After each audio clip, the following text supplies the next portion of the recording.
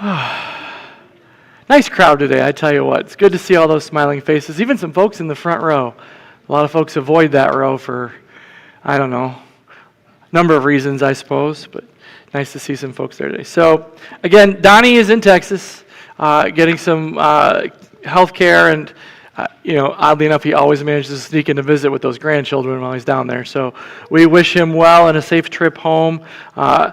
He had to drive this time because flights just weren't cooperating with him well. So that's it's a long haul from here to his home area in Texas. It takes him about 2 days, but he will be back next Sunday up here talking. Next Sunday is Senior Sunday and basket dinner. So we're jumbling the schedule of things for a variety of reasons. So next Sunday after service, we're going to have basket dinner and we're going to celebrate our 3 graduating seniors. They'll be presented with some Bibles, and they'll be presented with a gift.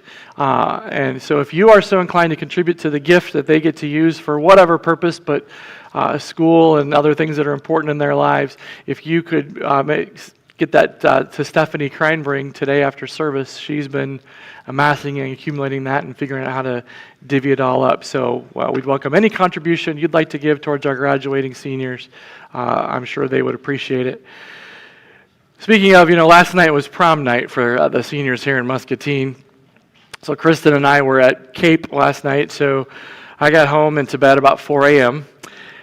So next time I agree to preach for Donnie, I'm going to have to make sure I really have my calendar well planned out, because if I'd seen that on there, I probably would have politely asked him to pick somebody else for this particular time.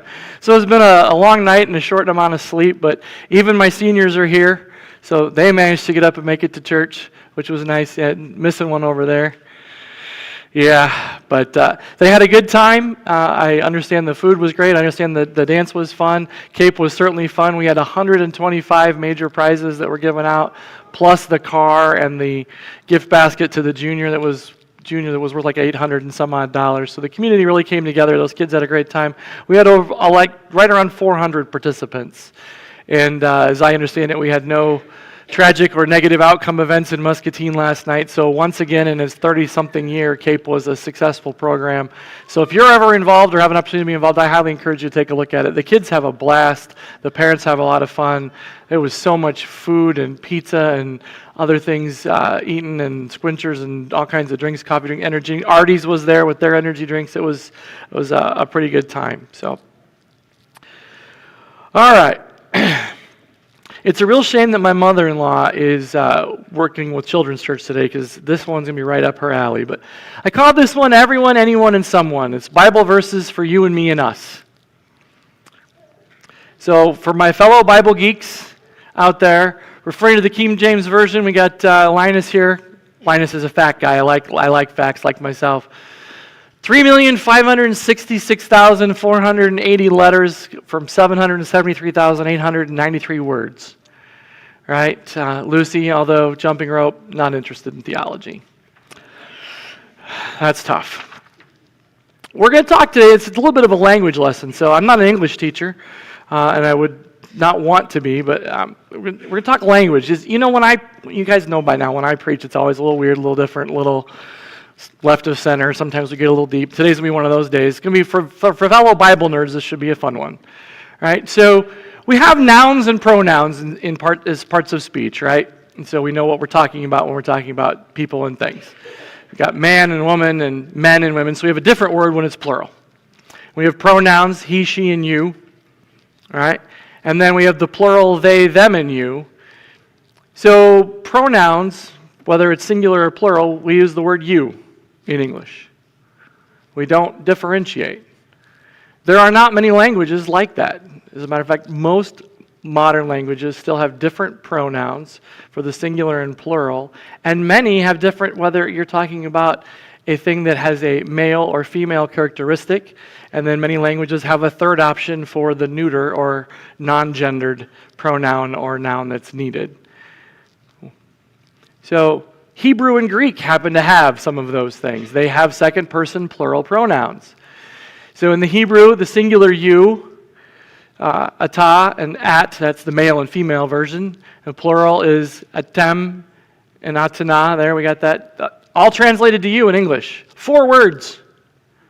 4 words in Hebrew translated to 1 word in English.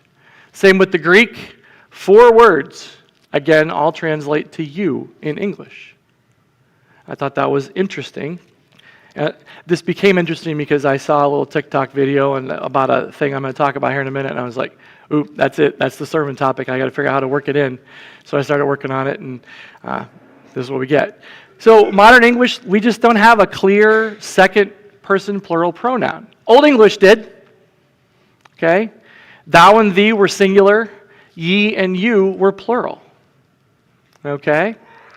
So we think about the King James Bible, not the New King James. We think about all the thou shalts and thou shalt nots and do this and that.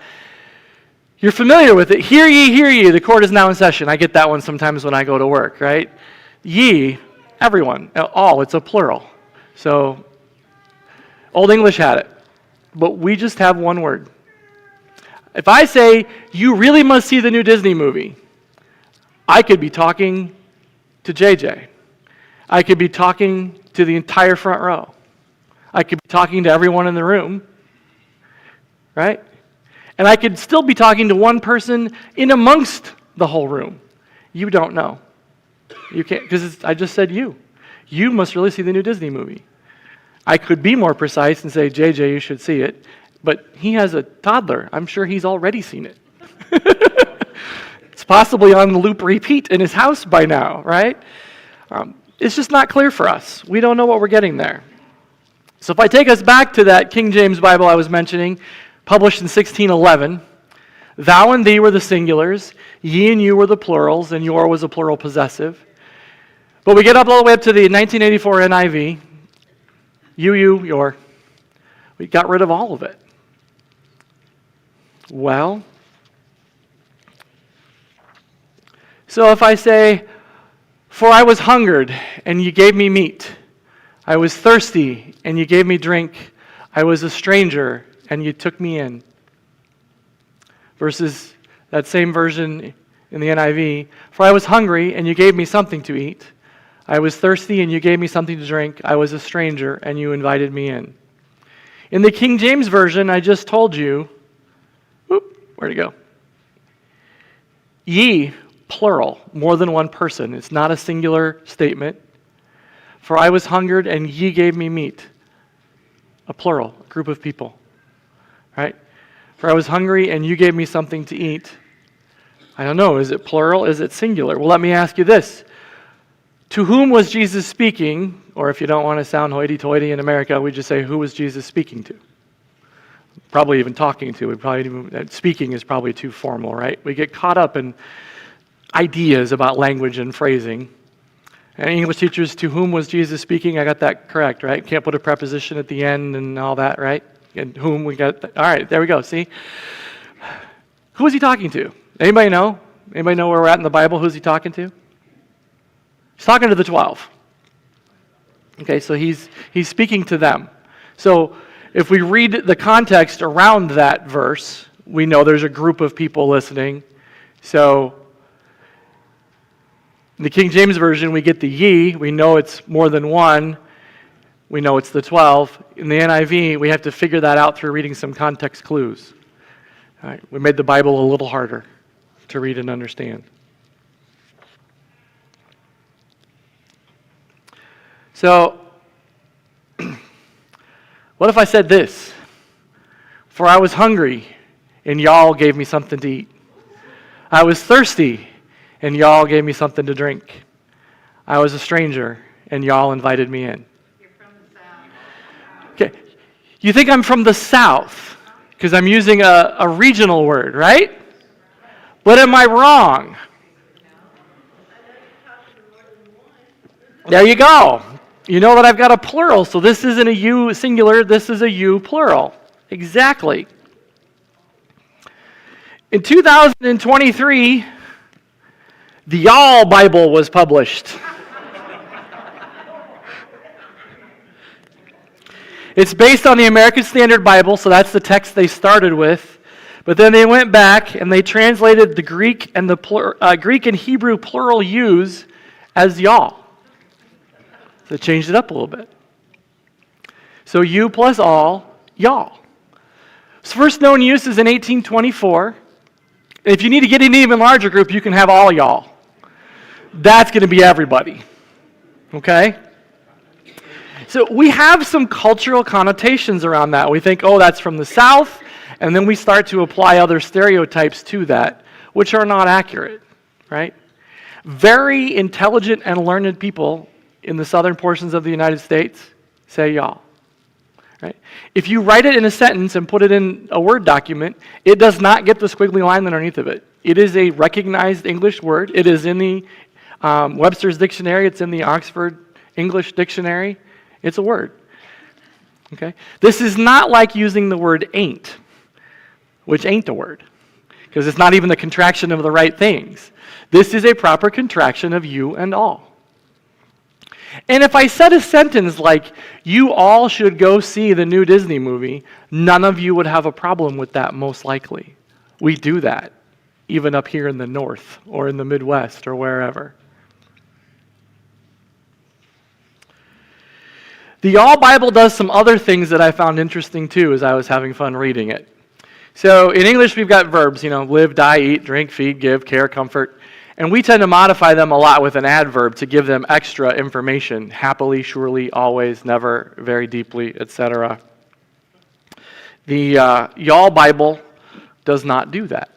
It tends to follow what the Greek, or especially what the Hebrew did. When it needed to emphasize a verb, it just said it twice. It doubled up. So they did that too. So, for example, in this verse from Genesis, but you must not eat from the tree of knowledge of good and evil, for the day you eat from it, you will die, as opposed to surely die is what we're probably used to hearing. You will surely die. That's from the Y'all Bible. Okay? So, one you, not a y'all, from the Y'all Bible. What do we know? You, singular. The serpent said to the woman, y'all will not die, because God knows the day y'all eat it, y'all's eyes will be opened, and y'all will be like God, knowing good and evil. If the serpent's saying that, and that's the correct interpretation from the Hebrew, we've got y'all, which means that the Hebrew translation there was more than one. Well, at that point in time, as we understand it, there were two people. So we know that the serpent was actually speaking to both Adam and Eve in verse 4, although we don't understand Adam's presence until verse 6. That's when he's mentioned. And die, surely die, right? That's the way it reads. So just understand, if you choose to get a copy of this and read it, there are some things that are different as they're trying to get us back to a closer interpretation sticking to the Word. Okay? Are you with me so far? All right. Is a lot of y'alls in that one, by the way. They're running pretty close together. But you will not surely die, because God knows the day you eat it, your eyes will be opened. I mean, there's a lot of yous and yours in there. It wouldn't sound weird to us. It's just when I'm using the word y'all, I get it. It sounds a little odd.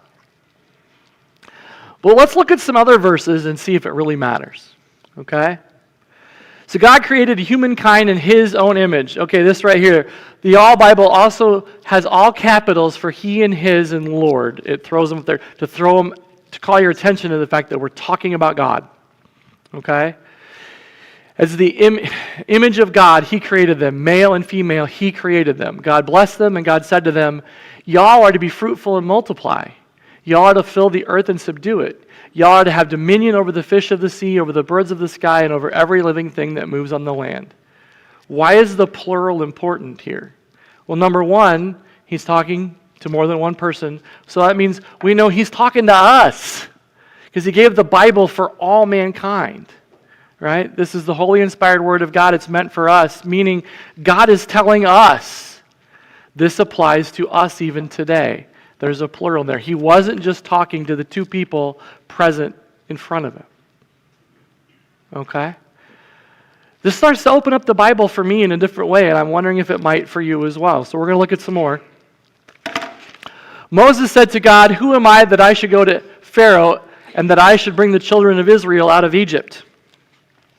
He said, certainly I will be with you. This will be the sign that I have sent you. When you have brought the people out of Egypt, y'all will serve God on this mountain. This is God talking. He said, certainly I will be with you, talking to Moses. God is saying, I will be with you, Moses.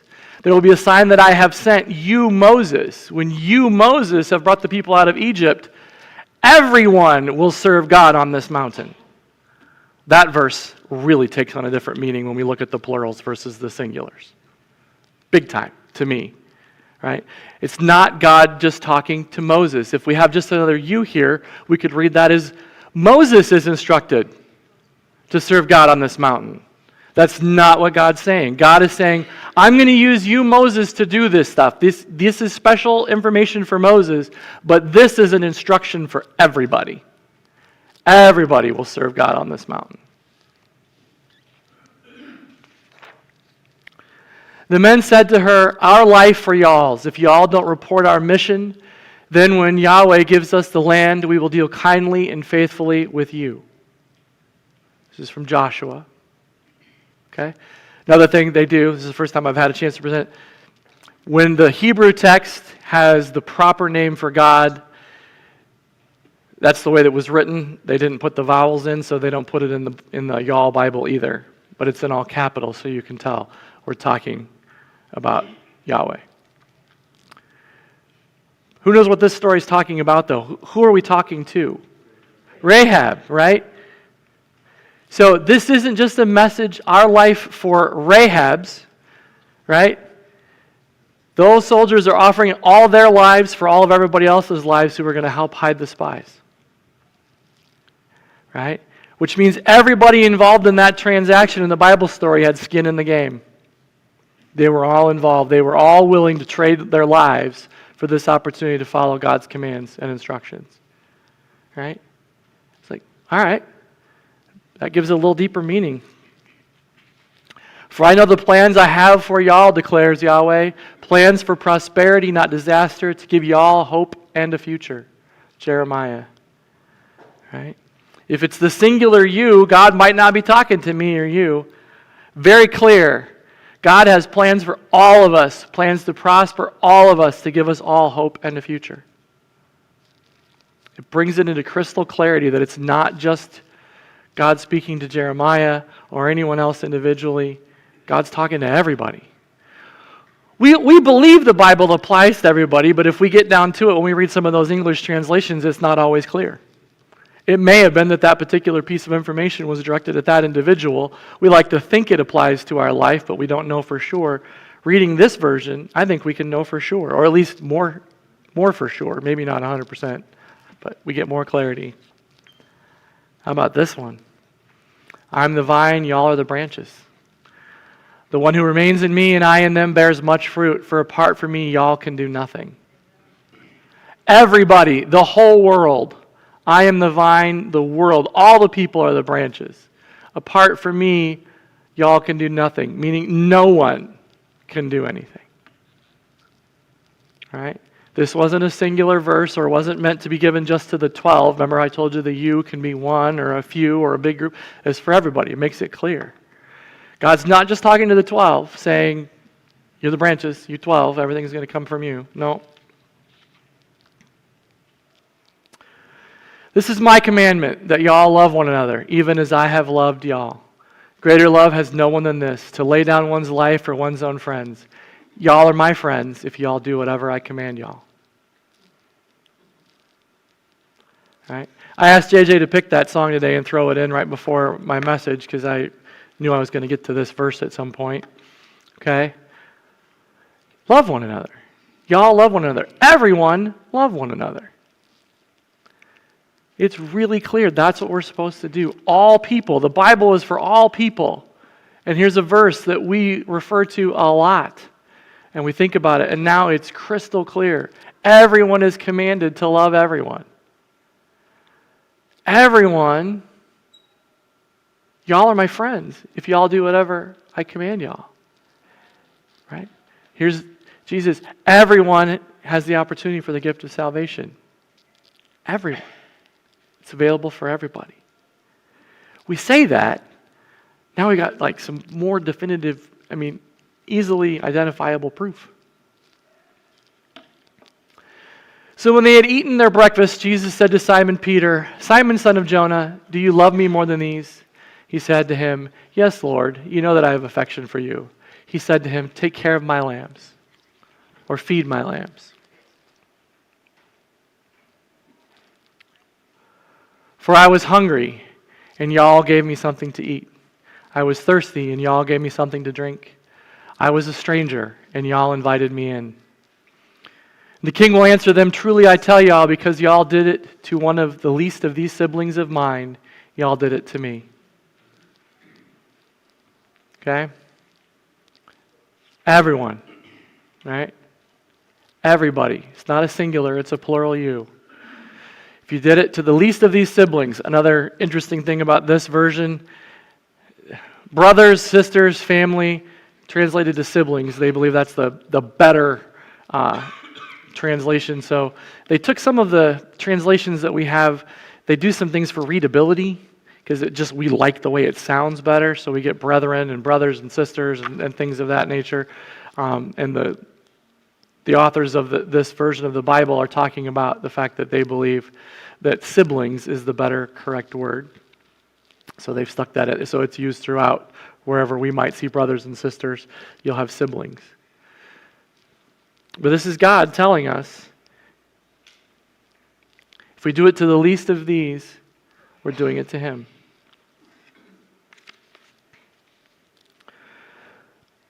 So I had this message prepared, and it took a little bit of an interesting turn a couple weeks ago as I was developing it. I was asked to make a couple of changes and tie it to a broader set of information and themes. So I'm going to talk a little bit. We have a mission statement here at this church about connecting people to Jesus. And Jesus commands us to love, and He commands us to share the good news. But we got to get beyond this room. We're great at loving the people in this room, right? We struggle when we move beyond this room. That's harder for us. Those are strangers. Those people we don't know. Those are people who live lives that we don't understand, we may not even approve of, although it's not our job to judge. But in 2025 and beyond, we're going to go beyond this room. And we need all y'all. I need everybody. Okay? The Muscatine Church of Christ, we have a focus on food. We hold basket dinner once a month. We grow literally tons of food right out there every year, actual tons that we give to the community. It's difficult for us to think about planning an event without food. Often as we sit and we talk about, well, we're going to do this thing on this Sunday, we're going to do this thing, it's like, okay, are we going to eat? What are we going to have? Who's going to bring the food? Right? At one point, when I was involved in one of our other small groups, we had the discussion about not having the dinner on Sunday nights, and it was like anarchy. What do you mean we're not going to eat? How can we gather on Sunday night at 6 p.m. and not have dinner? We're good with food. But over 5,000 people in Muscatine face food insecurity, meaning they're hungry. They don't have enough money for food. They don't even get enough food with their SNAP benefits and other programs that are available. There are hungry people in Muscatine. That might be difficult for some of us in this room to understand, and unfortunately, it may be that some of the people in this room are experiencing that problem. It's a part of your life and your daily struggle. Or it was a part of your life and your daily struggle at one point in time, and you've overcome it through any number of ways. But the Muscatine Mobile Food Pantry that currently happens at the school district building on the first Tuesday of the month needs a new home. The pantry gets its food from the Riverbend Food Bank in the Quad Cities, and they distribute their food to many food bank and food distribution programs throughout the region. So that's our regional food bank. But the local one, the mobile food pantry, mobile meaning people come in their cars and the food comes to this one spot and then it moves on. It needs a new home. And we've been in talks with several different groups of people for several months about helping with that problem. And I know Donnie mentioned it last week, and he's going to talk on it even more next week, but to kind of just get this message out there in threes, we're going to be that new home. The elders, the deacons, the trustees of the church, and several other people have been gathering, have been praying, have been learning, have been meeting, and the decision and the commitment has been made. we're going to be the new home. Okay? Some paperwork is still being worked out. We got to get the right people in the right place to have the meetings, but the school district is going to shift their focus, right? They're not giving up on hungry people, okay? But they've been at it, I think, almost 5 years now, and they're looking for an opportunity to shift their resources back to students, to the kind of their primary thing, right there in education. And while the food bank does help kids, it also helps adults and senior citizens and everybody in between. So they're going to continue to help us. They're going to continue to allow their staff to help us. They're going to continue to provide support. But they provide the physical location, and we're going to do that. Probably starting in August, all right? The food bank program here in Muscatine doesn't happen in July. The school district, when they took it over, took July off. They're like, our people need a break. July is like the middle of summer. We're not doing anything. Old year's done. New year hasn't started. So we're probably not going to be able to ramp this up and have it ready to go for July either. Not to say that next July it might not happen, but this July we're going to follow their plan, and then in August we're going to start it. We're not going to make a lot of changes right away until we fully understand it and can own it here at this church. So we're probably going to do it the first Tuesday in August. But it might be the second Tuesday in August. It might become a Wednesday. We've discussed whether Wednesday works. We've discussed whether Thursday works, and Wednesday night we can be here on Wednesday night in the service project getting ready for it once a month instead of some of the Wednesday night activities that we do participate in. I don't know what it's going to look like. We're building teams from this church. Okay? And we're going to problem solve everything we can in advance, and we're going to be prepared for the problems that we didn't think of that show up. But we're going to be the new home. Okay? We're not looking for reasons not to do it. We're not looking for the complications. We know we got to deal with parking. We got to deal with law enforcement on the street. We got to have a spot for the carts.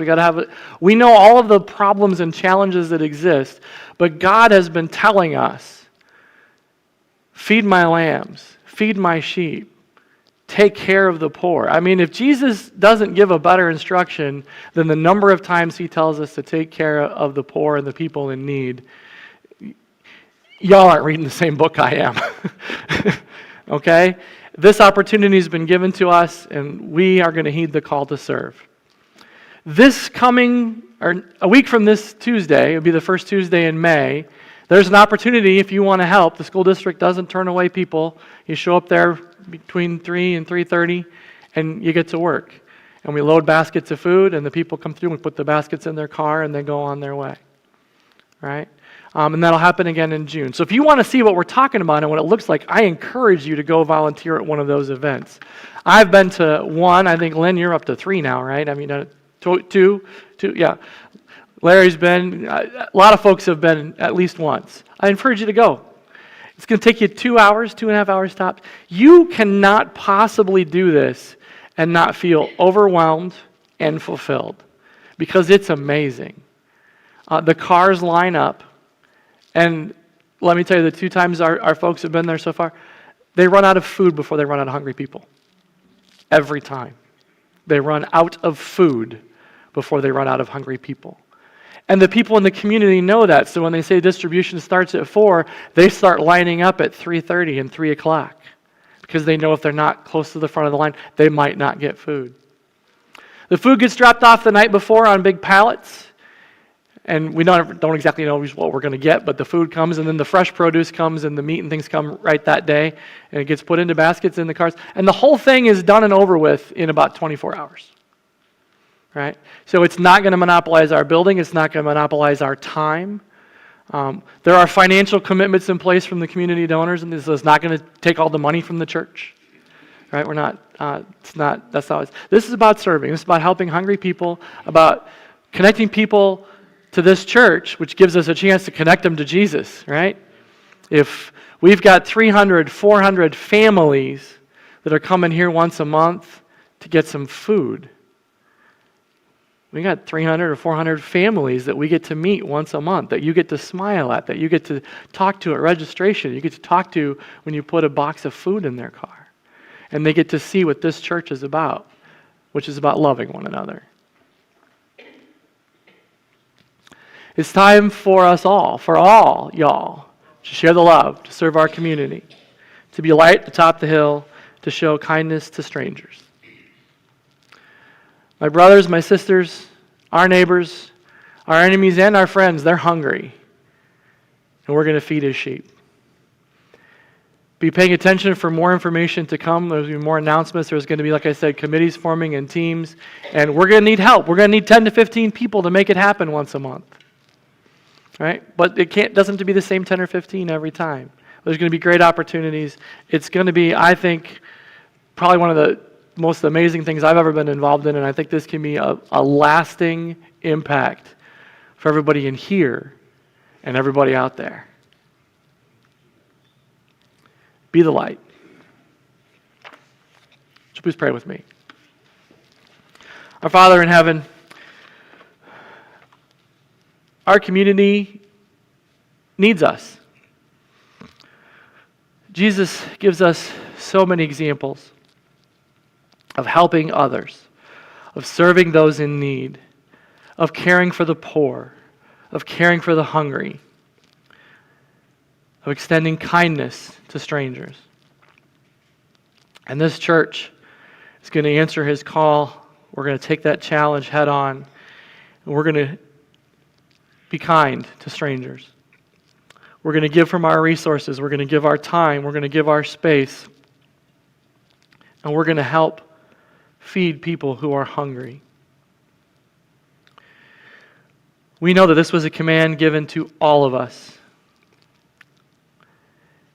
Jesus is talking to all y'all, and we're listening. The love that's in our hearts and the command that we have to love one another will be on display as an opportunity for people to see what Christians are about, to put that spark into their hearts and in their minds, to seek out Jesus Christ and find the peace and comfort that comes from the gift of eternal life. We thank you for the opportunity to speak today. We thank you for those who are assembled. We thank you for those who are not here as well. We ask you to watch over everyone, guide them, care for them, nurture them, and instill upon them the peace that comes from knowing you. In the name of your Son, Jesus Christ, we pray. Amen.